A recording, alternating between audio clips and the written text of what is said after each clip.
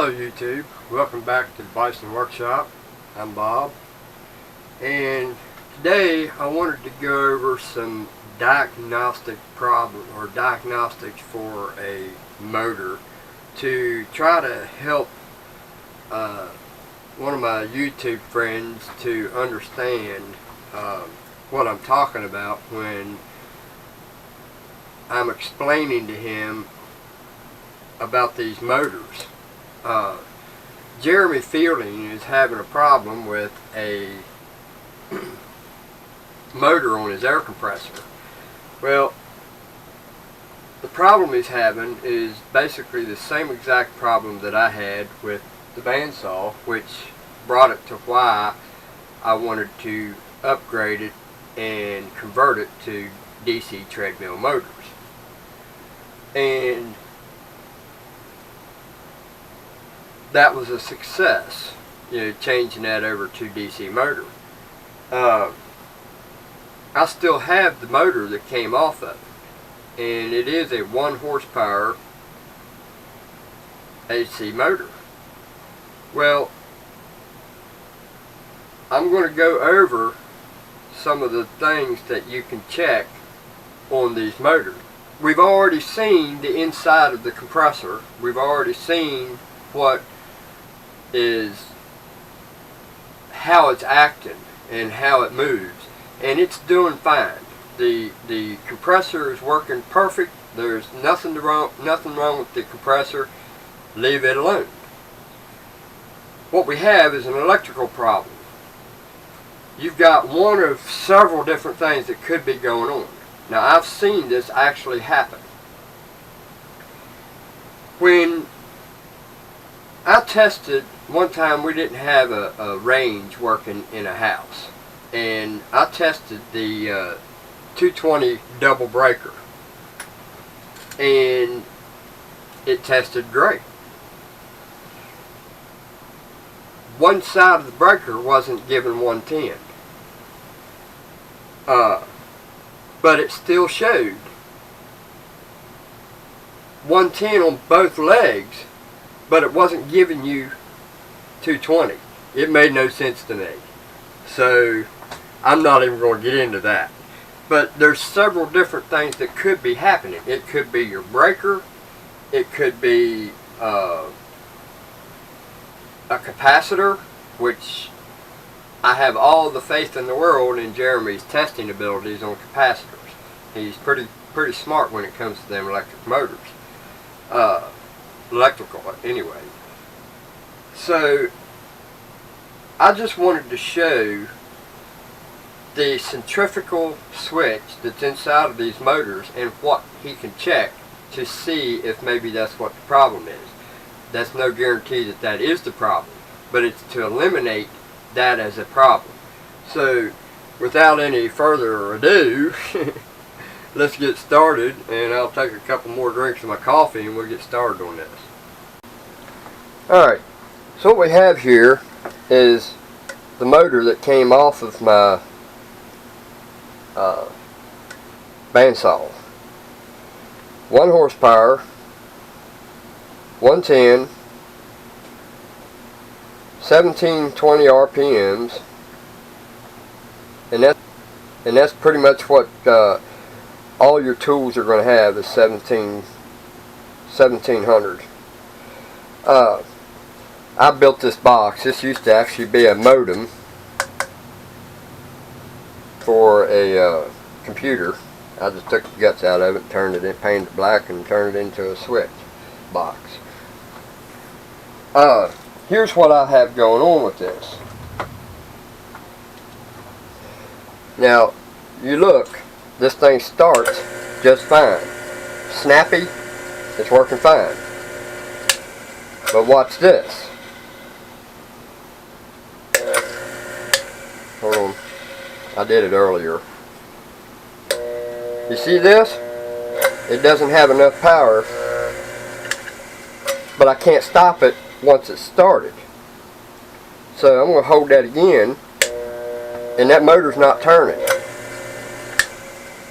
So this motor is a prime candidate to show what is going on. Now we're going to test. I've already tested the capacitor. I have two of them that are exactly the same. And I've tested both of them, and this one here came out of my drill press, which worked perfect. Never had an ounce of problems out of it. So we know this is a good capacitor. And I have tested it, and by putting this in here, it did exactly the same thing. So we know that the capacitor is good. We know that the supply line is good coming into it. So the next thing we want to test is, first of all, unplug it, and I'll show you the cord unplugged so we know that the safety Nazis don't have to frickin' say something. Alright, this one here is kind of easy to work with. Find something here to prop that up with, because this plate comes off the back. So we're going to take this plate off, and I'm going to show you exactly what I was talking about with the centrifugal clutch. You have this centrifugal clutch here, and what that does is it's got contact right now. So that means that this capacitor is going to throw juice to this to start it on a load. Alright, so once it starts, the force of the motor causes that to move and disconnect that wire. So basically all this is just a switch that works by the force of the rotation. So now we're going to take this off. This could be out of adjustment too. That could have unscrewed, or your motor might be different. This one here's got a different kind on it. Alright, so you just slide that off of there, and you have this board right here that's got this washer thing that moves, and that disconnects these two wires. Alright, so we're going to take this off,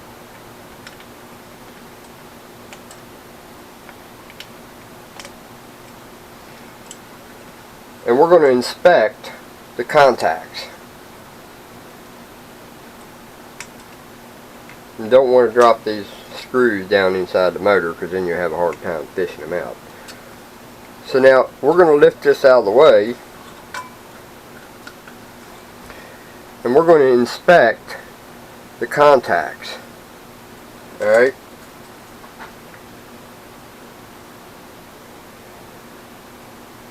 and they look pretty dirty. So what I'm going to do is I'm going to take me a piece of sandpaper, just any sandpaper, it don't matter, emery board, a file, whatever, and we're going to slide that in there, and then we're going to push this up against it to close that as if it's closing the switch, and then we're just going to sand it back and forth.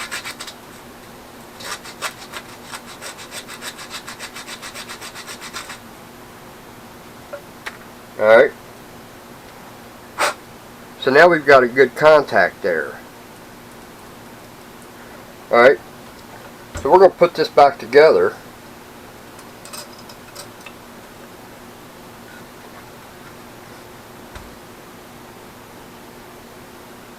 And see if maybe that fixed the problem.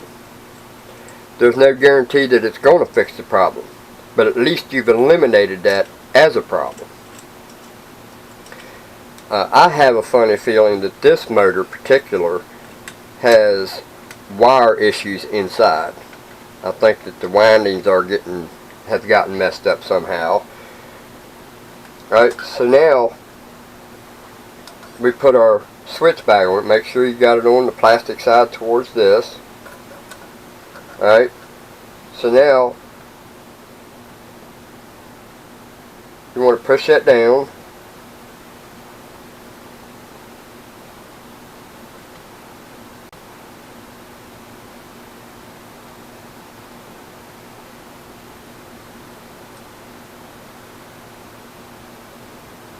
And what that's doing, it's already pushing the contact down to meet the other part. Alright, so we put that exactly where it was, and then you test to make sure that it's disconnected, and it is. So now we'll put our plate back on it.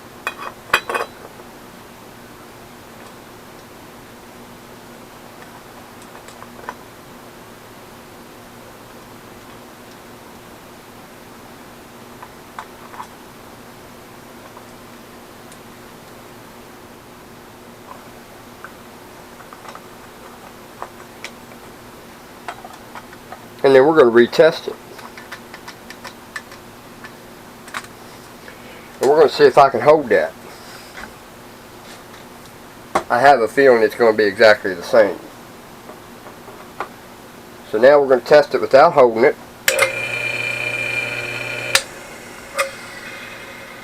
Alright, you can hear that switch working. If you notice, now listen, when I turn this off, you'll hear it click. Right there, you hear it? That's disengaging. So now let's try this by holding it. See, same thing. Alright. So now, we know that the centrifugal switch is working perfect. We heard it, we've already cleaned the contacts, we know it's getting a good contact. So we know that it's getting what it should be getting from the capacitor. So now we're going to take a switch this capacitor on here, and we're going to see if it does exactly the same thing. Again, unplugged. So we're just diagnosing this motor, and we're going to eliminate all the problems. So we want to take and short this over to make sure that there's nothing in this capacitor. Don't ever touch these two together with your fingers without discharging these, because believe me, you'll get knocked on your ass. And no, I'm not speaking from experience, and I don't want to speak from experience. Alright, so now we're going to disconnect this, and we're going to connect the other one in line.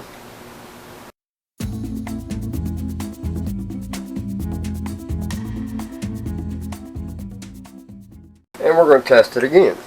So now we're going to plug it back in. And you see, snappy. I can't stop it. Now we're going to hold this and see if it can be held. You see there? Alright, we've eliminated this as being the problem. We've eliminated this as being the problem. So that leaves only one thing left: the windings. So I would venture to say that this motor is pretty much bad. I would say that the windings are bad in this, because I know that the capacitors are fine, because they run with the drill press motor with plenty of torque, and I can't hold it. So it has to do with the motor. So it's a good possibility, Jeremy, that you have a bad winding in your motor. This is just my opinion. That doesn't mean that that's the facts.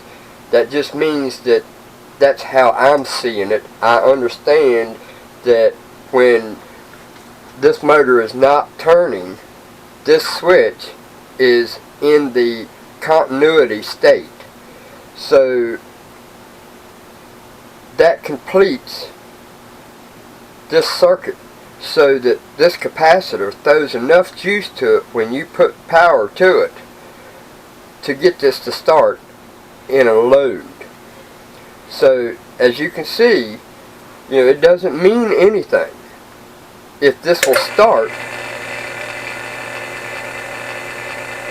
snappy without a load. It's going to, because there's nothing there that requires the capacitor. Because without a load, you could take the capacitor out, take the centrifugal clutch, I was getting ready to say clutch, the centrifugal switch out, and connect them two wires, and this motor will always work. But the very second that you put a load on it, it's not going to work. It's going to do exactly that. I shouldn't be able to hold that. So I hope that that answers some questions. Now I'm going to leave this here, and I'm going to take this motor apart and see if I can find anything else wrong with it. I just found the problem, and I think that you probably have the same exact problem. So I want to show you this.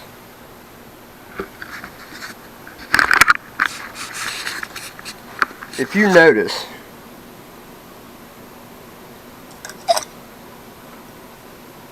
all this around here, how shiny it is. Look here. See how black that is right there and there? It's black right there, all the way across. And this wire, or this string, is turning black. It's also doing it right here. You see that right there? Well, that should look exactly like this side right here. It's not. The windings in this motor are bad. This motor needs to be rewound. This motor is scrap. It's basically a parts motor now. I have a feeling, Jeremy, that you're going to find the same problem. So check that and see if that's the problem. Just get you another motor. Anyway, I just wanted to show that a little bit after I hit the off button on the camera.